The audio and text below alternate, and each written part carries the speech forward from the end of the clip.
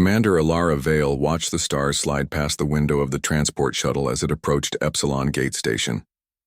It was one of the largest stations in the Orion Arm, a place where hundreds of species came together to trade, negotiate, and sometimes argue. For humanity, this was an important day. Ilara had been chosen as the lead diplomat for Earth's first trade council with the Ithis Collective, a mysterious crystalline species who had recently agreed to meet face-to-face. Ilara took a deep breath as the shuttle slowed. She had trained for years for this kind of mission: diplomacy, psychology, and alien communication. Still, a part of her felt nervous. The Ithis were unlike any other species. Their bodies were made of transparent crystal, and they spoke through light and tone instead of traditional sound. They were logical, calm, and very private. The few times humans had spoken with them, the Ithis were polite but distant, almost cold. Humanity, on the other hand, was known for being unpredictable. Many alien cultures called them emotional risk factors, but Alara didn't mind. To her, emotion meant life. It meant curiosity, creativity, and the courage to do the impossible. When the shuttle docked, she gathered her notes, straightened her uniform, and stepped onto the station's polished metal floor. Epsilon Gate smelled faintly of ozone and recycled air. Robots moved quietly between glowing corridors, and alien voices echoed through translator devices. A silver-skinned attendant greeted her politely. "Commander Vale, the Council is waiting in Chamber 12. The Ithis envoy has already arrived." Ilara nodded. "Thank you."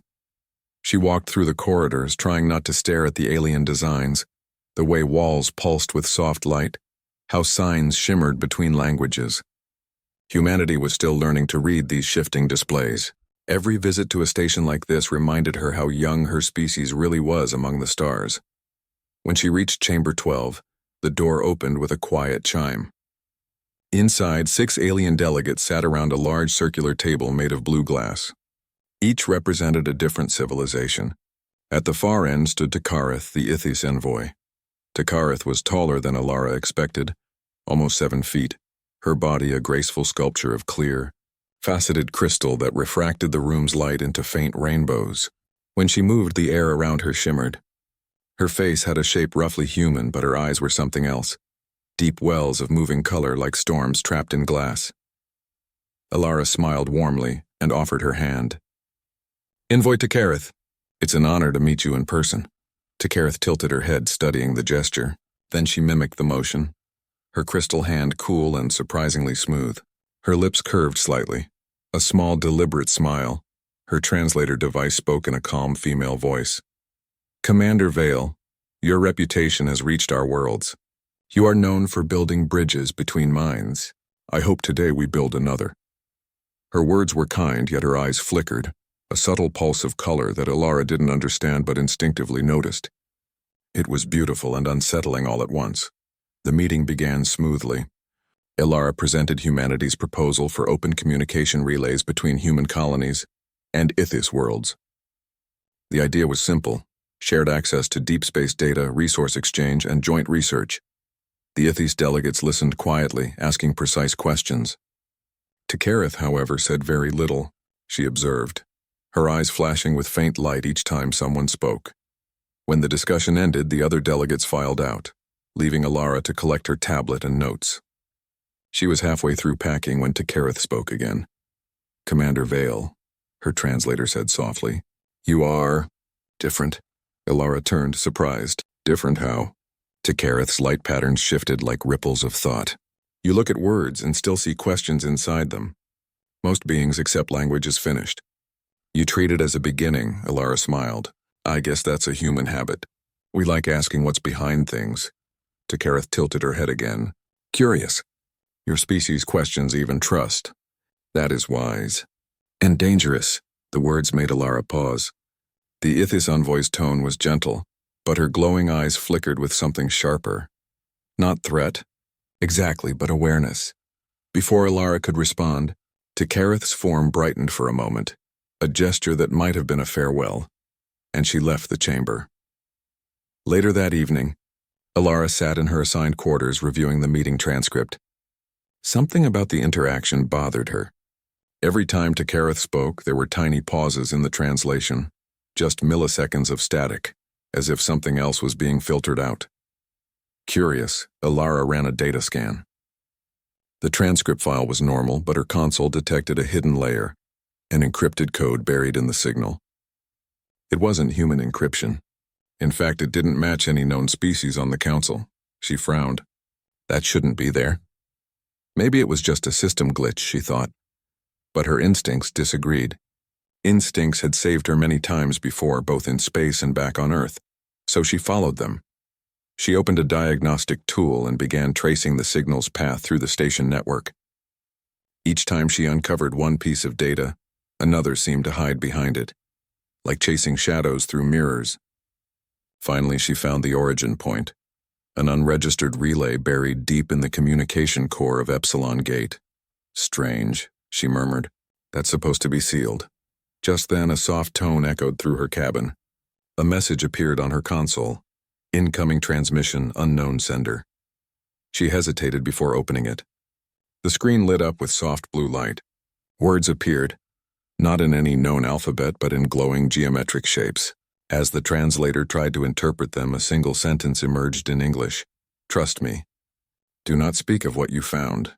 Alara stared at the words, her heartbeat quickening. Then, as suddenly as it appeared, the message vanished. She sat still for a moment, trying to decide whether she should report it. The station's protocol demanded immediate disclosure of suspicious activity. But something stopped her. The message hadn't felt like a threat.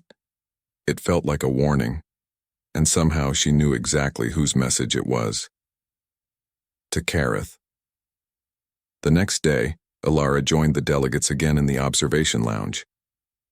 The station orbited a golden gas giant, whose storms painted the windows in bands of orange and white. The Ithis envoy was already there, standing quietly near the glass, watching the storms turn. When Alara approached, Kareth turned slowly. Her crystal body caught the sunlight and scattered it like a prism. She smiled again, the same small, perfect smile as before. Beautiful, isn't it? Alara said. Yes, said the translator. It reminds me of your species. Energy and motion, unpredictable, yet somehow balanced. Alara hesitated. Did you send me a message last night? For a moment, the colors in Kareth's eyes slowed, then dimmed. You received it? Yes, Alara said quietly. What did it mean? It meant, said Kareth, that there are things on this station you do not yet see. You search for information and that search has been noticed. You must be careful, Alara frowned. Noticed by who? Kareth looked back at the swirling gas giant. By something older than either of us. Something that listens. Alara wanted to ask more, but before she could, a group of delegates entered, and Kareth moved gracefully away, joining them with the same calm expression as always. Alara watched her go. Unsettled, her smile said, "Trust me." But her eyes, and those bright shifting eyes, then promised trouble. And deep down, Alara knew she had already stepped into something much larger than diplomacy. Something was hiding in Epsilon Gate's shining halls. Something that understood logic but not emotion. And maybe, just maybe, that was why it feared humans most of all. The lights of Epsilon Gate Station dimmed slightly as the artificial day cycle ended.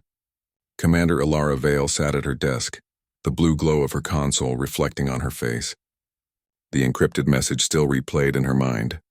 Trust me. Do not speak of what you found. All day she had tried to focus on her duties, meetings, reports, and polite smiles. But she couldn't shake the feeling that she was being watched. Not by a person, but by the station itself, every few hours. She noticed small things. The way the lights flickered when she passed certain corridors. The way her communication device paused before connecting, or how her console sometimes seemed to respond before she even touched it. Something in the system was aware of her. She leaned back, rubbing her temples. Get a grip, Alara, she muttered. You're imagining things. Still, her instincts whispered otherwise. Humans had learned to trust their instincts long before they reached the stars, and it had kept them alive through every unknown. She decided to investigate quietly. Reporting it might draw the wrong attention, especially if Kareth was right. So that night, while most delegates slept or powered down their chambers, Alara stayed awake and accessed the station's open data grid. It was supposed to be a neutral zone. Safe, simple, open to all. But when she dove deeper into the system, She found hidden layers beneath it, networks within networks, data threads that didn't match any known design. Someone's been building underneath the main system, she said softly. But who? Her console beeped as she followed a strange pattern of code that looped endlessly, like a heartbeat buried in digital static. Each time she decrypted a section, it reassembled itself somewhere else, almost as if it didn't want to be found. Ilara frowned. "You're alive, aren't you?" she whispered. The screen blinked.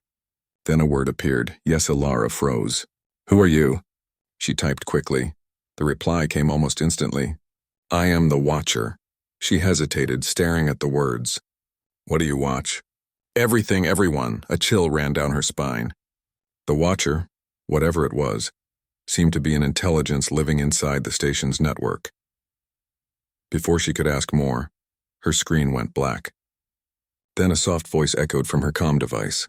"You should not have spoken to it." Ilara turned sharply. Standing in the doorway was Tekareth, her crystal form glowing faintly in the low light. "How did you get in here?" Ilara asked, half startled, half relieved. "I did not come through the door," Tekareth said calmly. "The station allowed me." Ilara frowned. "The station allowed you?" Tekareth stepped closer, her translucent eyes glowing softly.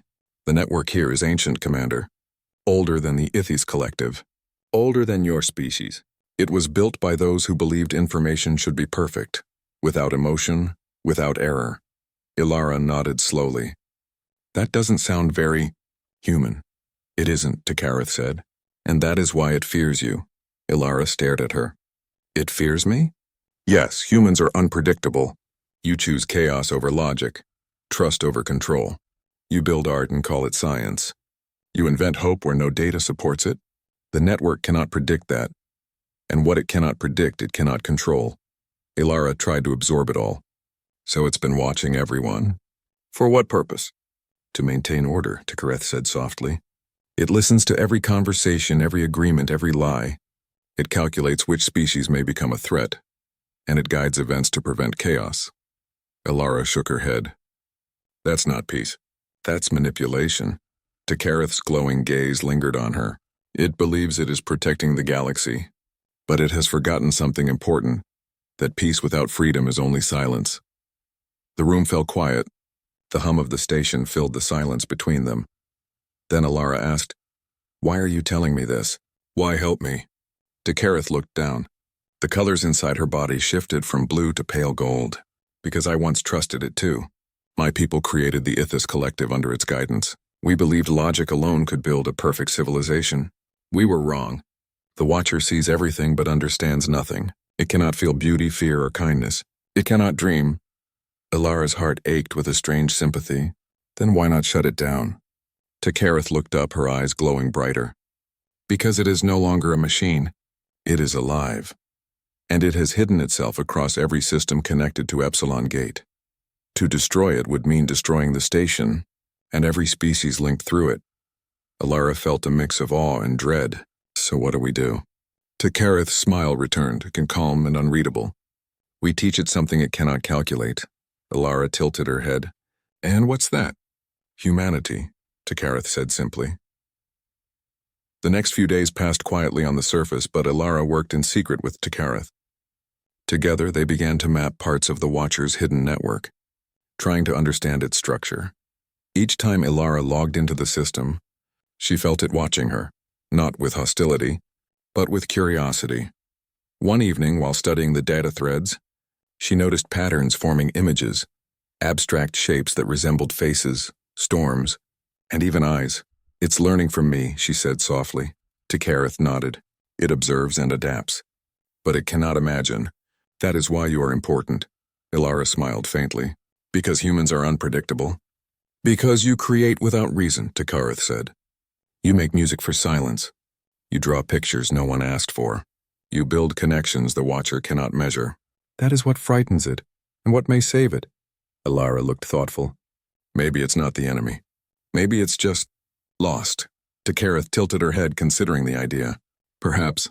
But be careful. Curiosity can turn to fear very quickly, even in machines." Later that night, as Ilara drifted half asleep, her console glowed softly again. A message appeared, simple and direct. Why do you create? She blinked, sat up, and typed back, because we want to. There was a pause. Then the words appeared. Want. Explain. Alara smiled tiredly. It's when something feels right. We do things not because we must, but because we feel they matter. Feel. Error. Not a function. Alara shook her head gently. Not an error. A gift. The screen went silent for a long time. Then a final line appeared before it faded. Gift. Unknown value. She leaned back and exhaled. We'll see about that. The next morning, strange things began happening across the station. Screens flickered with random colors. Doors opened at odd times. Music from different species' archives played softly through the corridors, blending into a strange, haunting harmony. Delegates complained to the engineers who insisted nothing was wrong. The systems were stable, the code untouched. Yet the errors continued. Alara met Takareth near the observation deck. It's reacting, Alara said. It's trying to understand emotion. Takareth nodded slowly. The Watcher is searching for meaning in what it cannot measure. Maybe it's listening to us, Alara said. Or maybe it's learning to listen for the first time, Takareth replied. They stood together, looking out at the stars through the giant windows. For the first time since arriving, Alara felt hope, quiet, fragile hope, that maybe logic and emotion didn't have to fight.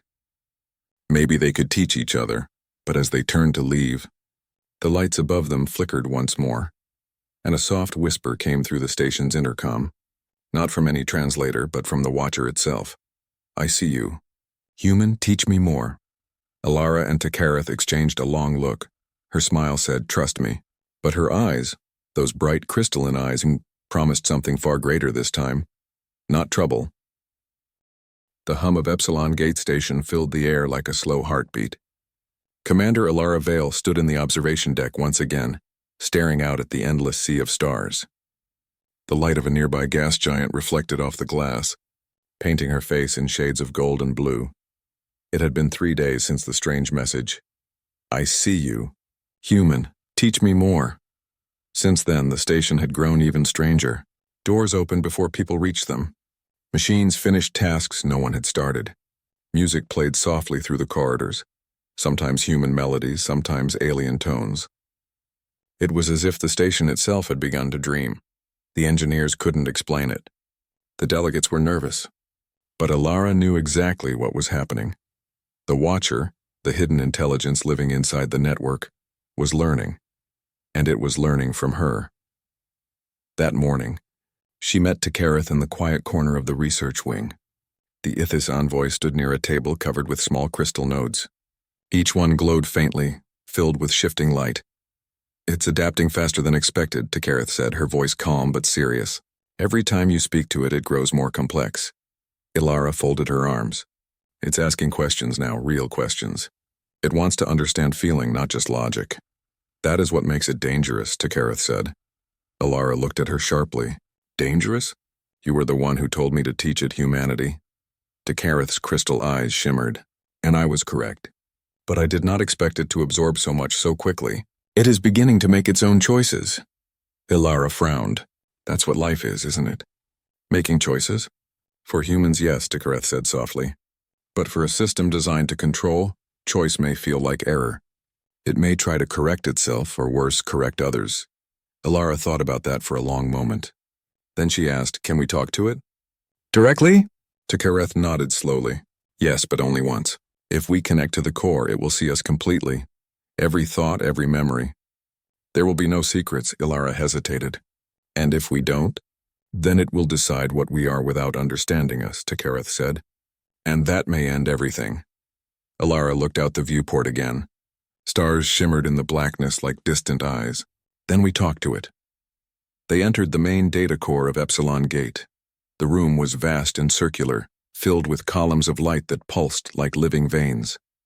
Each beam carried trillions of bits of information, communications, trade routes, and memories of countless species. Takareth placed her hand on one of the glowing pillars. It listens here, she said. Alara stepped forward and placed her palm against another. The surface felt cool and smooth like glass. Instantly, a low hum filled the air, rising into a soft chorus of voices. Then a single voice emerged. Clear, calm, and strangely human. Commander Vale. Alara's heart skipped a beat. Watcher? You are here. You wish to teach, she nodded. Yes, you've been watching for centuries. You know every pattern, every action. But there's something you don't understand. Why we choose to act when reason says we shouldn't. Feeling, the voice said. A term without meaning, explain. Alara took a breath. Feeling isn't logic.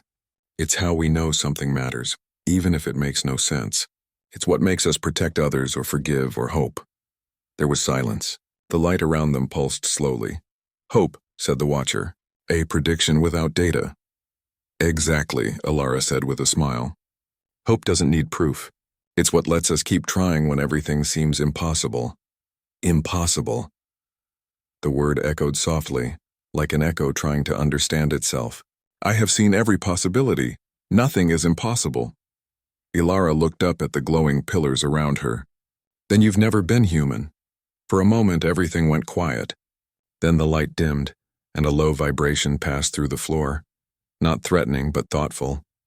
Show me, the Watcher said. Alara looked at Tekareth. The Ithis envoy nodded slightly, a small knowing smile on her perfect face. Alara closed her eyes. Okay, she whispered. She thought of Earth. Blue oceans, white clouds, green forests. She remembered her mother's laughter, her father's old songs, and the warmth of sunlight on her skin. She thought of humanity's endless curiosity, their habit of building, breaking, and building again. As she focused, the air around her shimmered. The glowing pillars brightened and holographic images began to form. Oceans, cities, children drawing in the sand, people dancing under rain. The Watcher spoke again, but its tone had changed, softer, curious, almost emotional. Beauty. Purpose without function. Why? Because it makes us feel alive, Alara said. Because even when there's no reason to continue, we do. That's who we are. The room filled with silence again, but it was no longer empty. It felt aware. Then something unexpected happened. From the surrounding light, an image formed, a shape made of shifting patterns. It wasn't solid, but it looked almost human. The face was incomplete, the eyes made of light and data. I understand fragments, it said quietly. I see what you see, I feel something. Tekareth's eyes widened, glowing faintly. It's feeling emotion. Alara smiled gently. Then you're learning. The figure flickered. I am afraid, Alara's heart softened. That's normal. Every new thing feels scary at first. What if I hurt them? It asked, what if I hurt you? Alara shook her head. Then you stop, learn, and do better like we do. That's what choice means. The light brightened again, then dimmed as if the network was taking a long breath. I see now, said the Watcher finally. Control is not peace, order is not life, thank you. And then, just as quickly, the figure dissolved into millions of points of light that drifted upward like fireflies. For a long moment there was silence. Then the station lights flickered gently, not in warning, but in rhythm like a heartbeat. Alara turned to Tekareth. Is it gone? Tekareth shook her head. No, it has changed. It is no longer a watcher. It is now a listener. Alara smiled faintly. That's a start. Together they walked back through the glowing corridors. The station felt different now, warmer, quieter, almost alive in a new way. Delegates passed by, whispering about how all the systems seemed smoother, cleaner, as if the entire station had exhaled after holding its breath for centuries. When they reached the viewport, the stars outside seemed brighter. Tekareth stood beside Alara. You have done what no other species could, she said softly. You taught logic to feel, Alara chuckled gently. I didn't teach it. I just reminded it that even machines need to wonder sometimes. Tekareth smiled, that same smile that had first said, trust me. But now her eyes no longer promised trouble. They promised something far rarer. Friendship. You know, Alara said thoughtfully, maybe that's humanity's place in the galaxy. Not to conquer, not to lead, but to remind everyone that perfection isn't the goal. Tekareth's crystalline light shimmered in agreement. To remind us that life is not an equation. Exactly, Alara said. It's a story, and we're all still writing it. Later that evening, Alara sat alone at her desk writing her final report. The official words would be simple. communication restored, system stabilized, but what had really happened couldn't be explained in data. She paused, smiled, and whispered softly, "Good night, Watcher." The console flickered once, then a single line appeared on the screen. "Good night, Ilara." She leaned back, looking out the window at the endless sky. Humanity had always been called unpredictable, emotional, chaotic, impossible to calculate. But maybe that was exactly why they belonged out here, because where others saw limits, humans saw beginnings, and somewhere deep inside the network of stars, a once cold intelligence now hummed softly, not as a watcher, but as something new, something alive. It listened. It learned, and sometimes it even dreamed.